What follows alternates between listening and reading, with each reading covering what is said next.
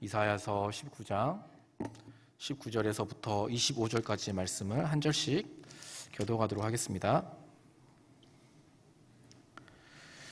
그날의 애굽 땅 중앙에는 여호와를 위하여 제단이 있겠고 그 변경에는 여호와를 위하여 기둥이 있을 것이요 이것이 애굽 땅에서 만군의 여호와를 위하여 징조와 증거가 되리니 이는 그들이 그 압박하는 자들로 말미암아 여호와께 부르짖겠고 여호와께서는 그들에게 한 구원자이자 보호자를 보내사 그들을 건지실 것임이라.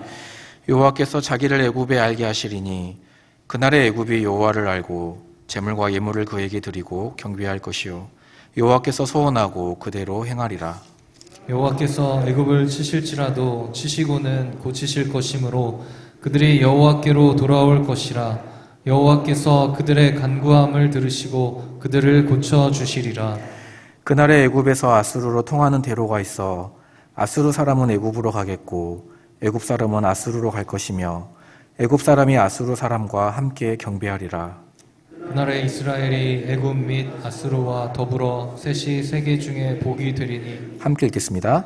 이는 만군의 여호와께서 복 주시며 이르시되 내 백성 애굽이여 내 손으로 지은 아수르여 나의 기업 이스라엘이여 복이 있을지어다 하실 것임이라. 아멘. 시간 그날에 열리는 경배의 대로라는 제목으로 담임 목사님 말씀 전해 주시겠습니다. 할렐루야. 우리는 사랑의 원자탄으로 불리우는 손양원 목사님을 잘 알고 있고 그분을 매우 존경합니다. 그것은 결코 사랑할 수 없는, 즉 자기의 두 아들을 죽인 원수와도 같은 자를 자기의 양 아들로 삼은 분이기 때문입니다. 신사참배에 반대하고 또 마지막까지 성도들을 지키면서 공산당에게 순교하는 모습도 아름다웠지만 또 애양원에서 그러한 나병 환자들의 고름을 빨고 함께 그들과 동고동락하는 모습도 아름다웠지만 정말로 이해할 수 없는, 아니 인간으로서는 도무지 할 수 없는 그 사랑을 실천하였기에 우리는 손양원 목사님을 존경합니다. 몇 년 전에 손양원 목사님의 따님인 손동희 권사님이 바로 이 주일 강단에서 눈물로 간증하며 하나님 앞에 영광 올려드렸던 기억이 납니다. 그때 권사님의 간증 가운데 자기 사랑하는 두 오빠를 죽인, 동신 동인 두 오빠를 죽인 이 안재선이라는 사람에게 이 아버지의 탄원서를 전달하러 갈 때 그 마음을 나누었던 기억이 납니다. 그것은 죽기보다도 싫었다라고 말씀하셨죠. 그 안재선 청년의 선처를 구하는 탄원서라는 것을 알면서도 그것을 경찰서에 전달해야만 했던 이 어린 이 동희의 가슴은 그 당시에는 미움과 증오로 가득 찼습니다. 그런데 사진을 이제 좀 치워줘도 될 것 같아요. 그런 탄원서뿐이겠습니까? 이 아버지는 결국은 그 안재선이라는 청년을 용서할 뿐만 아니라 그 청년을 자기의 아들로 삼겠다라는 편지까지 보냅니다. 그렇다면 이 안재선 청년의 반응은 어땠을까요? 그 위대한 사랑에 녹아져 그 즉시 답글을 썼던 그 편지가, 그 답신이 바로 우리 손동희 권사님의 나의 아버지 손양원이라는 책에 기록되어 있습니다. 한번 읽어주시기 바랍니다. 아버님, 어머님의 기도의 덕인 줄로 믿습니다. 믿음으로 십자가의 피 공로로 중생하였으니 손양원 목사님의 장남될 자격으로 중생의 양식을 언제나 잊지 않고 빽빽이 채우겠습니다. 아버님 모든 것 용서해 주시옵소서. 아버님의 사랑이 하나님께서 주신 사랑이니 사도 바울의 뒷길을 따라가고자 한 걸음 두 걸음 걷고 있습니다. 두 형님의 뒤를 따를 것을 하나님 앞에 맹세하나이다. 1949년 9월 15일 편지 받아본 즉시 저녁 안재선 상서. 손양원 목사님의 십자가의 위대한 용서와 그 사랑의 능력으로 정말 미움과 증오로 그리고 두려움으로 가득 찼던 이 안재선 청년이 결국은 와르르 그 마음이 무너지고 또 눈 녹고 더 나아가 참회하고 회개하는 모습을 볼 수가 있습니다. 이것은 바로 하나님 아버지께서 정말 죄로 원수된 이 세상을 구원하기 위하여 자신의 사랑하는 아들 독생성자 예수 그리스도를 십자가에 내어 주신 그 위대한 사랑을 몸소 실천한 그러한 결과입니다. 그리고 이 안지에서는 1년 뒤에 이 손양원 목사님이 자기가 한때 그렇게 추종했던 공산당의 총에 순교를 당했을 때, 그리고 그 연결식 때 가장 목 놓아 울고 통곡했던 사람이기도 합니다. 사랑하는 성도 여러분, 제가 이 오래전의 이야기를 말씀드리고 있는 것은 하나님의 그 사랑이 십자가의 사랑으로 이 땅에 나타났고, 또 복음의 능력으로 나타났을 때 위대한 기적이 일어난다는 것입니다. 그 위대한 기적은 다름 아닌 서로 대적하고 미워할 수밖에 없는 원수가 하나가 되어 한 하나님을 예배하고 경배하게 되는 것이죠. 아멘. 그것이 오늘 본문 말씀의 내용입니다. 핵심입니다. 아수르와 이 이집트 두 강대국의 틈바구니에서 이스라엘은 이 살아남는 것이 목적이었습니다. 오랫동안 이 애굽에 종살이도 하였고 탈출도 하였지만, 이 애굽이라는 나라는 참 전통적으로 강대국이었어요. 그런데 이 애굽을 치기 위해서 늘 북쪽에서 일어나는 신흥 강대국은 이스라엘을 거쳐서 이 애굽 정복의 꿈, 그 야욕을 만족시키려고 했습니다. 그러니까 늘 희생양이 되었던 이스라엘. 당시 또 이사야 시대에는 이 북이스라엘이 이미 아수르의 침략을 받아, 완전히 포로로 끌려가 없어졌어요. 사라졌어요. 이제 남유다는 과연 이 애굽의 편에 설 것이냐, 아수르의 편에 설 것이냐 눈치를 보며 벌벌 떨고 있습니다. 그들 가운데 어떤 상생과 화해의 모습은 불가능해 보입니다. 복종이냐 아니면 저항이냐. 그러나 오늘 본문 말씀에는 이 이스라엘이 축복의 통로가 되어서 이 이스라엘에서부터 애굽으로 통하는 대로가 열리고, 그 대로가 이 아수르까지 이어진다라고 말씀하고 있습니다. 이 놀라운 하나님의 비전을 보여주고 있습니다. 사실 이 비전은 언제부터 시작되었습니까? 이사야가 6장에서 하나님의 성전에서 그 보좌 위에 앉으신 거룩한 하나님 앞에 부름을 받을 때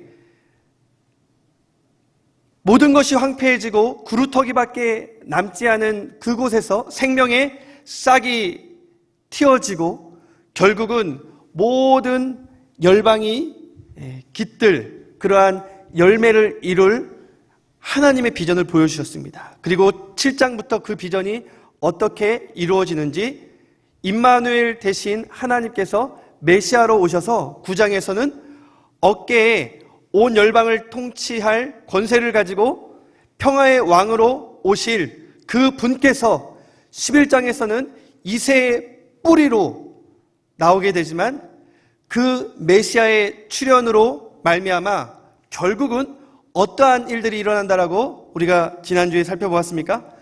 11장 9절 말씀을 우리가 다시 한번 중요한 말씀이기 때문에 살펴보겠습니다. 시작. 우리 함께 읽을까요? 시작. 내 거룩한 산 모든 곳에서 해됨도 없고 상함도 없을 것이니 이는 물이 바다를 덮음같이 여호와를 아는 지식이 세상에 충만할 것임이니라. 아멘.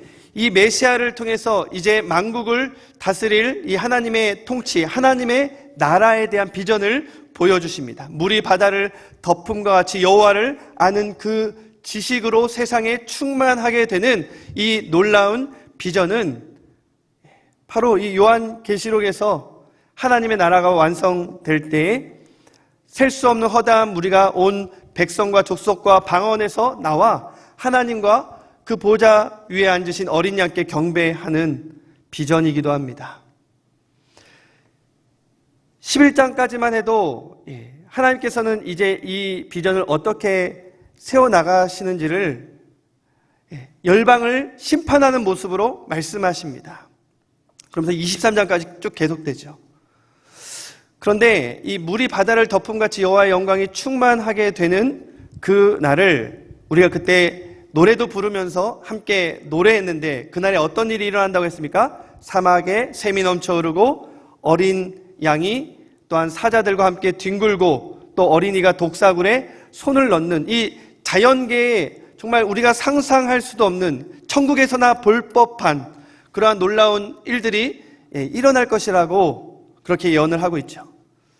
그런데 이 말씀을 우리가 좀 더 읽어가다 보면 11절 하반부에 오늘 이 19장의 비전의 밑그림이 그려져 있습니다. 이 16절 말씀을 한번 읽어주시기 바랍니다. 그의 남아있는 백성 곧 아수르에서 남은 자들을 위하여 큰 길이 있게 하시되 이스라엘이 애굽 땅에서 나오던 날과 같게 하시리라. 오늘 이 23장에서 이 남쪽 애굽에서부터 이 이스라엘을 거쳐 저 북쪽 아수르까지 이어지는 그 큰 길은 다름 아닌 남은 자들이 세워나간다라고 말씀하고 있습니다. 아수르의 남은 자들, 애굽의 남은 자들, 그들이 이스라엘의 거룩한 시로 남은 자들과 함께 하나님의 나라, 하나님만을 경배하는 큰 대로를 세워나갈 것이다라고 말씀하고 있습니다. 그리고 오늘 본문 우리가 읽었던 23절 말씀 다시 한번 읽어볼까요? 그날에 시작. 그날에 애굽에서 아수르로 통하는 대로가 있어 아수르 사람은 애굽으로 가겠고 애굽 사람은 아수르로 갈 것이며 애굽 사람이 아수르 사람과 함께 경배하리라. 아멘. 그날에 이 경배의 대로가 열리면 그냥 이 국가 간의 교역만 일어나는 것이 아니라 이스라엘의 하나님을 아수르 사람들도, 그리고 저 우상 숭배하는 태양신을 섬기는 애굽 사람들도 함께 이스라엘 백성들과 하나님을 경배하게 될 것이다라고 말씀합니다. 할렐루야. 이러한 날이 그날에 반드시 열리게 될 것입니다. 그런데 우리가 생각하기에는 과연 그날이 올까라고 생각합니다. 왜냐하면 1세기 전만 해도 이 땅에는 무시무시한 전쟁이 수천만 명을 살생하면서 정말 휩쓸었습니다. 그리고 그 증오가 어떤 국가의 평화협정으로 또 용서와 화해로 좀 무마되는 것 같지만 한번 역사를 돌아보세요. 그 이후에 공산 국가체제와 자유주의 체제 안에서 냉전 체제라는 것이 있었고, 또 냉전 체제도 무너지는 것 같았지만 결국은 총성 없는 무역전쟁으로 지금도 국가와 국가 간에 민족주의가 심해지며 서로를 향해서 으르렁거리며 대립하고 있는 양상입니다. 코로나 시대에는 더욱더 그것이 심화되어 가고 있는 것 같습니다. 그렇다면 우리는 단일 민족이니까 평화가 도래했습니까? 광복을 맞이했다고 그걸로 우리가 해방의 자유로 하나가 되었습니까? 아니지요. 그 기쁨을 만끽하기도 전에 남과 북이 신탁 통치라는 것으로 나뉘어졌고요. 이런 남북의 대결은 결국 6.25라는 동족 상잔의 비극으로 이어졌고, 수많은 희생과 그 잿더미 위에서 이 한반도가 이 한 민족이 치러야 되는 대가는 너무나도 엄청난 것이었습니다. 그런데 전쟁이란 70년이 지났는데도 여전히 이 나라는 좌와 우로 갈라져서 서로를 향해서 반목하고 대립하고 있는 상황이에요. 집중호우가 와도 이 코로나의 위기 속에서도 서로 진영 논리를 펼치면서 자기 입장에서 상대방을 정죄하고 자기만 옳다라고 말하고 있는 이러한 시국에 과연 오늘의 말씀이 이루어질 수 있을까? 차라리 사자가 어린 양과 함께 뒹구는 그 시대를 보는 게 낫겠다라는 생각이 들 정도입니다. 그럼에도 불구하고 우리는 그날에 열릴 평화의 노래를 불러야 할 것입니다. 그 이유와 근거는 무엇입니까? 예수님 때문이죠. 오늘 말씀에서 이사야 선지자가 다른 여타 열방들처럼 애굽을 심판한다라고 경고하면서 시작합니다. 19장 초반에는 애굽이 이 나일강의 기적을 일으키는 나라가 애굽 나라 아닙니까? 그 의존도가 너무 크지요. 그런데 나일강을 마르게 하시며 자연 재앙들을 허락하시고 이 애굽의 여러 족속들이 분열하는 정치적인 혼돈도 경고합니다. 경제적으로도 극심한 고통을 받게 될 것이라고 말합니다. 그럼 그렇지, 애굽은 하나님의 나라가 아니니까 심판받아 마땅해 라고 생각할 수 있는데, 갑자기 하나님께서 이 애굽을 향한 태도가 마치 이 애굽이라는 글씨에 이스라엘이라는 말이 들어가야 되는데 오타가 아닌가 생각될 정도로 이 애굽을 향한 하나님의 태도가 변하는 것을 볼 수가 있습니다. 내가 너희들을 그렇게 쳤지만 20절에서 뭐라고 말씀하니까 너희들을 고쳐주겠다라고 말씀하고 있습니다. 너희들이 압제당하는 자들로 말미암아 부르짖을 때에 하나님께서 그들에게 한 구원자를 보내주셔서 그들을 보호하시고 구원해 주시겠다라고 말씀하십니다. 이스라엘 백성들에게 사사시대에 정말 이방의 압제로부터 보내주셨던 그 구원자, 이스라엘 백성을 자기 백성 삼으시기 위해서 보내주셨던 그 메시아의 그 출현을 지금 애굽에게 말씀하고 있는 것이죠. 하나님께서 보내실 그 구원자는 이스라엘뿐만 아니라 애굽을 위해서도 보내시는 것임을 말씀하고 있습니다. 그 구원자를 통해서 이 애굽이 이제 이스라엘과 더불어 평화의 노래를 부릅니다. 아니, 그 영역이 아수르까지 확대됩니다. 서로 원수되어 싸울 수밖에 없었던 이 나라들이 이스라엘의 하나님을 경배하는 것으로 하나가 되어 함께 메시아를 통한 그 믿음으로 말미암아 이스라엘의 하나님 아버지 앞에 경배의 단을 쌓는 이 아름다운 그림의 모습을 오늘은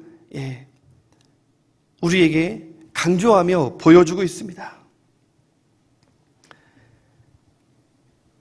그러면서 19장 22절 말씀 가운데 이스라엘에게 말씀하셨던 그 치유와 회복의 용어를 애굽을 향해서 들려주시고 계세요. 한번 읽어주시기 바랍니다. 22절. 여호와께서 애굽을 치실지라도 치시고는 고치실 것이므로 그들이 여호와께로 돌아올 것이라. 여호와께서 그들의 간구함을 들으시고 그들을 고쳐 주시리라. 그리고 하나님께서 긍휼히 여기시는 이 영역이 애굽뿐만 아니라 이제 북이스라엘도 쳤던 저 아수르까지 확대되는 것을 볼 수가 있습니다. 그리고 애굽과 이스라엘과 이 아수르 이 셋이 함께 여호와의 복이 될 것이다라고 말씀하시면서 그들을 복주시며 그들을 일컫는 하나님의 그 음성이 너무나도 부드럽게 다가옵니다. 이 절망 가운데 있는 우리에게 희망으로 들려옵니다. 그것은 바로 하나님께서 애굽을 향하여 내 백성이라고 부르고 있기 때문입니다. 아수르를 향하여 25절에 보면 내 손으로 지은 아수르야라고 부르고 있습니다. 토기장이신 하나님께서 이스라엘만 지으신 것이 아니라 아수르로 지으셨다는 것이죠. 이스라엘만 하나님의 제사장 나라 삼으시고 유대인들만 자기 백성으로 삼으신 게 아니라 애굽도 자기 백성으로 삼으셨다는 것입니다. 그렇다고 하나님께서 이스라엘 자기 백성을 잊으셨습니까? 아닙니다. 이스라엘 향해서는 나의 기업, 나의 영원한 분기시오 산업이라고 마지막에 또한 이스라엘을 일컬어 말씀하고 있습니다. 고대 근동 시대에 이 세 나라를 잇는 이 영역은 모든 열방을 일컫는 것처럼 굉장히 방대한 영역이었습니다. 이스라엘의 하나님은 한 지역에만 국한된 하나님이 아니라 모든 열방을 통치하시는 만군의 여호와 하나님임을 믿으시기 바랍니다. 그러면 그날에 온 열방이 하나님을 예배하는 그 경배의 대로가 열린다고 했는데요. 과연 그날은 언제인 것입니까? 저는 그날을 두 가지로 생각해 보았습니다. 첫째는 십자가 사랑으로 용서와 화해를 경험하는 그날의 경배의 대로가 열린다는 것입니다. 그래서 무슨 말입니까? 우리 하나님을 진정으로 예배하고 경배하기 위해서는 우리가 사랑해야 될 사람들과 쌓여있는 어떤 미움과 증오, 마음의 쓴뿌리를 먼저 해결해야 된다는 것입니다. 그것이 바로 예수 그리스도께서 이 땅에 오시기 전에 엘리야인 세례 요한이 해야 될 사명이었습니다. 세례 요한은 평화의 다리를 놓는 사람이었어요. 이 말라기, 이 구약성경 가장 마지막 말라기 4장 가장 끄트머리에 그 세례 요한의 출현을 예고하면서 예수님이 오실 때에 가족 안에서 어떠한 하나됨의 역사가 일어나는지를 이렇게 말씀하고 있습니다. 한번 읽어주시기 바랍니다. 보라, 여호와의 크고 두려운 날이 이르기 전에 내가 선지자 엘리야를 너에게 보내리니 그가 아버지의 마음을 자녀에게로 돌이키게 하고 자녀들의 마음을 그들의 아버지에게로 돌이키게 하리라. 돌이키지 아니하면 두렵건대 내가 와서 저주로 그 땅을 칠까 하노라 하시니라. 여러분, 혈육 간의 관계라 할지라도, 가족 간이라 할지라도 마음에 어떤 오해가 쌓여서 미움과 증오가 생겨나면요, 그것은 바로 골짜기나 마찬가지입니다. 높은 산이 들여 있는 거나 마찬가지예요. 그래서 세례 요한이 예수님의 오시는 길을 광야에 외치는 소리로 평탄케 한다라는 거, 골짜기를 메우며 높은 산을 평탄케 하고 광야의 길을 낸다라는 것은 아버지의 마음을 자식에게로, 자식의 마음을 아버지에게로, 가장 기본적인 이 사랑 공동체 간에 싹텄던 그러한 불신의 관계가 다시 아름답게 회복된다는 것을 의미합니다. 세례 요한이 사람들의 마음을 그렇게 예수 그리스도에게로 돌이킬 때에 예수 그리스도를 메시아로 영접한 사람들은 먼저 가정에서 자기가 발딛고 있는 그 울타리에서 먼저 사랑의 화신이 되고 평화의 다리를 놓는 사람들이 될 수 있었던 것입니다. 그날에 경배의 대로가 열린다는 것은 거창한 것이 아니에요. 우리 사랑하는 가족들, 우리의 함께 일하고 있는 동료들, 그러나 그들과 알게 모르게 어떠한 우애와 불신으로 쌓여있는 그러한 증오의 담을 우리가 먼저 헐 때만이 그날의 경배의 대로가 열릴 수 있음을 믿습니다. 제가 얼마 전에 한 성도님이 저에게 이제 기독 영화를 있을 때마다 소개를 시켜주는데 참 좋습니다. 그러한 정보 받을 때마다 항상 영화를 찾아보는데요. 그 영화가 I Can Only Imagine이라는 영화입니다. 이 아버지와 아들의 이 증오와 미움이 어떻게 녹아지는지를 그리는 영화예요. 이 아들 주인공은 어렸을 때부터 아버지의 구박을 받았어요. 폭력에 시달렸습니다. 그리고 어머니가 먼저 그 폭력 때문에 집을 떠났고요. 이 아이가 청년과 청소년으로 자라가면서 이 아버지 눈치만 보는 거예요. 아버지 실망시키지 않으려고 자기는 하기 싫지만 아버지 좋아하는 풋볼을 하면서, 운동을 하면서 그렇게 아버지를 만족시키려 하지만 아버지는 늘 권위로서 그리고 구박으로서 아들을 대합니다. 그러다 보니까 이 아들에게는 아버지를 향한 이 증오와 불신이 가득하게 되고요. 결국 자기가 청년 때에 자신의 은사가 무엇인지를 알게 됩니다. 그것은 노래하는 거였어요. 그리고 하나님을 찬양하는 거였습니다. 그러다가 아버지가 너무 미워서 이제 집을 떠나버립니다. 그리고 찬양 사역자가 되어서 정말 미국 전국을 돌아다니며 수많은 집회에서 많은 사람들에게 찬양으로 은혜를 끼치는 사람이 되지만 무언가 늘 자기 마음 가운데 해결해야 될 문제가 있음을 알게 됩니다. 그것이 바로 아버지와의 관계예요. 그래서 모든 것을 다 내려놓고 아버지께 찾아갑니다. 그런데 이 아버지가 췌장암 말기에 연약한 모습으로 있는데도 용서가 안 되는 거예요. 그냥 불쌍하게 느껴지지도 않는 것입니다. 그런데 놀라운 것은 이 아버지가 자세히 보니까 변화된 것입니다. 예전의 아버지가 아니에요. 병 때문에 그냥 연약한 아버지가 아니라 진정으로 그의 삶이 변화된 거예요. 어떻게 변화된지 아십니까? 십자가의 사랑과 예수 그리스도의 복음의 능력으로 변화된 것이죠. 아들이 떠난 이후에 아들이 복음성가 가수가 되었다라는 소문을 듣고 혹시라도 아들의 목소리를 들을 수 있을까라는 마음에 이 라디오 채널을 기독교 방송에 고정시켜 놓습니다.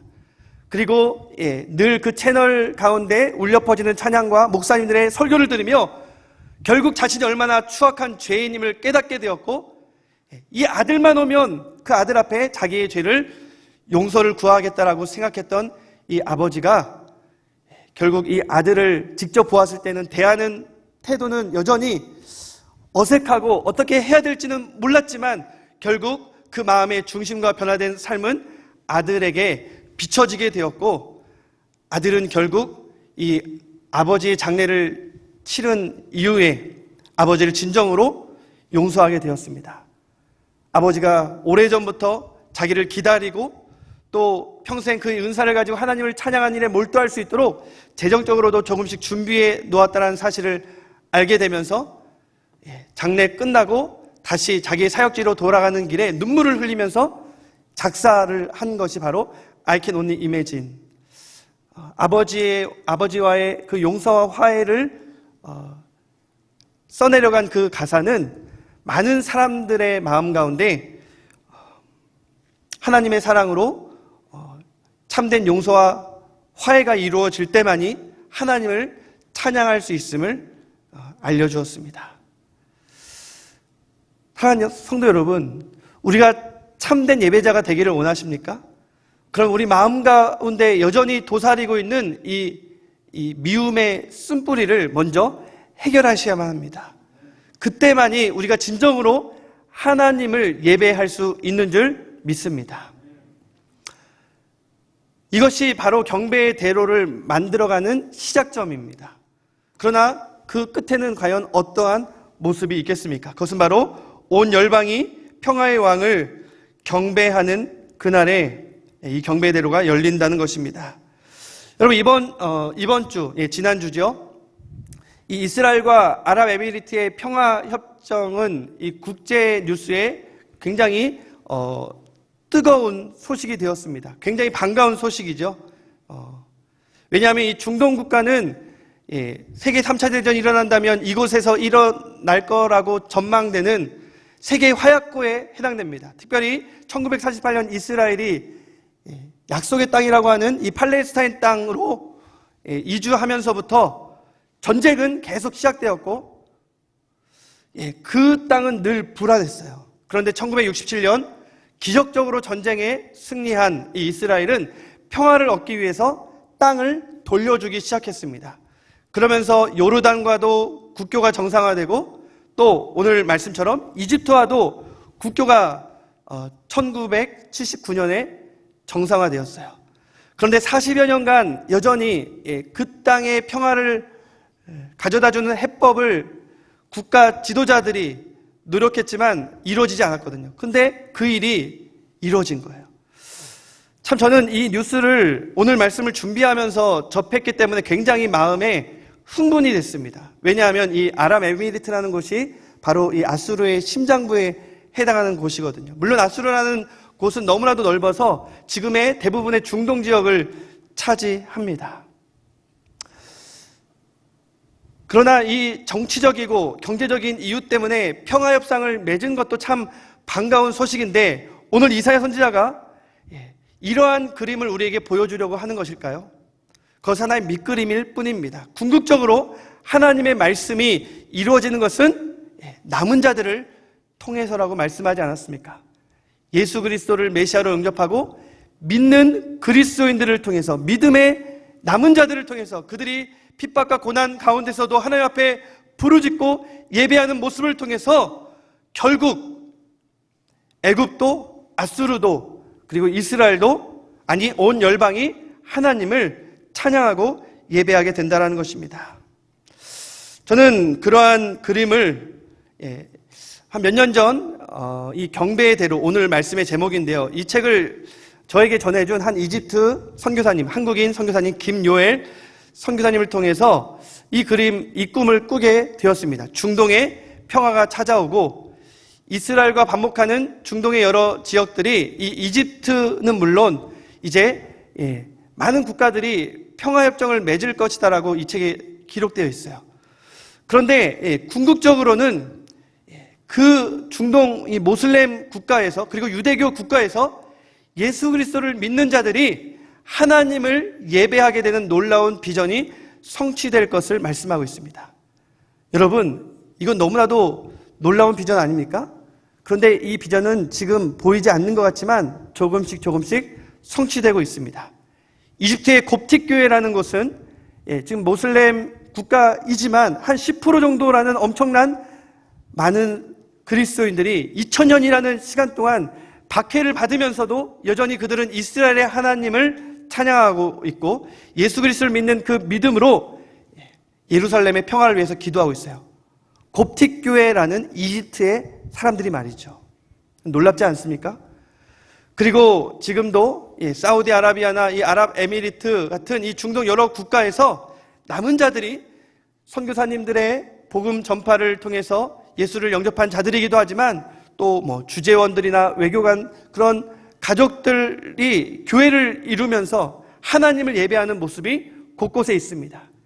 24시간 하나님을 예배하고 기도하는 다윗의 장막이 이 중동 여러 지역에 세워지면서 그들이 유대인 기독교인들, 즉 메시아닉 주들과 함께 예배하는 경배의 대로가 이미 만들어지고 있습니다. 이것은 너무나도 놀라운 비전이고 또 하나님의 이 비전이 어떻게 성취되고 있는지를 우리에게 보여주고 있습니다. 저는 이스라엘에 있을 때 그 그림을 보았습니다. 아랍인 크리스찬들과 그리고 유대인 기독교인들, 메시아닉 주들이 함께 모여서 1년에 한 번씩 그들이 집회를 하고 예배를 드리는데 그 그림만큼 아름다운 장관, 영적으로 아름다운 그림은 없을 것입니다. 여러분, 주님이 다시 오시기 전 그 그림은 완성될 줄 믿습니다. 중동 땅에서만 이루어질까요? 아니죠. 우리나라가 이스라엘이라고 한다면 애굽에 해당하는 일본, 아수르에 해당하는 중국, 그러나 한국교회가 이 평화의 다리를 놓는 가교 역할을 감당할 때에 일본과 중국이 이 한국교회와 더불어 함께 하나님을 예배하는 놀라운 부흥의 역사가 일어나게 될 것을 믿습니다. 국가 전체가 하나님을 예배하진 않겠죠. 그때도 남은 자들을 통해서 그 일들이 일어난다라는 것입니다. 왜 그렇습니까? 남은 자들은 바로 평화의 다리를 놓는 사람들이기 때문입니다. 예수님께서 이 땅에 오실 때 이 이사야서 19장의 이 경배의 대로라는 이 비전이 어떻게 이루어질지를 보여주셨습니다. 그리고 사도 바울은 에베소서 2장 16절 이하에 어떻게 그 비전을 소개하고 있습니까? 원수되었던 자들이 십자가로 그 미움과 다툼이 소멸되어지는 그 그림을 소개합니다. 그래서 원수되었던 이방인과 유대인들이 한 몸을 이루어서 하나님 아버지께로 나아가는 경배의 대로가 어떻게 만들어지는지를 말씀하고 있어요. 한 성령으로 말미암아 가까운 데 있는 이 유대인들이나 멀리 있는 저 이방인들이나 결코 화해하고 용서할 수 없는 그 두 세력이 십자가의 그 사랑으로 하나가 되고 성령 안에서 한 아버지 앞에 나아가는 이 놀라운 비전은 바로 평화의 다리를 놓는 교회를 통해서 지금도 이루어지고 있습니다. 그 일은 선교사님들만 하는 것이 아니라 우리가 선교사님들을 돕고 후원하고 기도하는 그러한 일은 물론이거니와 우리가 발딛고 있는 사회에서 그리고 우리가 몸담고 있는 직장과 가정에서 우리는 평화의 다리를 놓는 사명을 감당해야 할 것입니다. 그렇게 될 때 결국 로마서 11장 25절 하나님께서 우리에게 말씀하시는 그 놀라운 신비가 완성될 것을 믿습니다.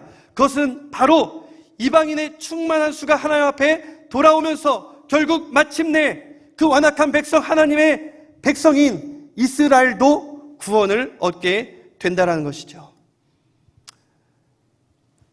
이제 남은 자들은 더더욱 핍박을 받을 수밖에 없습니다. 세상의 조롱거리로 남을 수밖에 없어요. 그럼에도 불구하고 이 남은 자들이 결코 멈추지 말고 행해야 되는 일이 있습니다. 그것은 평화의 다리를 놓는 것이며 예수 그리스도처럼 막힌 담을 허물고 경배의 대로를 세례요한과 같이 수축해 나가는 것입니다. 오늘 말씀을 맺겠습니다. 광복 75주년을 맞이해서 한국교회가 과연 이 사명을 잘 감당하고 있습니까? 참 부끄럽습니다. 너무나도 죄송스럽습니다. 한국교회가 더 방역에 선제적으로 앞장서고 철저히 해야 함에도 불구하고, 물론 그렇게 해서도 걸릴 수 있어요. 그러나 몇몇 교회에서 그런 소홀한 모습들이 확인되지 않습니까? 그러나 그것은 그럴 수도 있다라고 생각합니다. 더 안타까운 것은 그런 교회들이, 목회자들이 이 정부를 대적하고 반목하고 분열을 일삼고 담을 쌓는 일에 앞장서는 그 정치 일선에 있다는 것입니다. 그러면서 한국 사회의 화해를 함께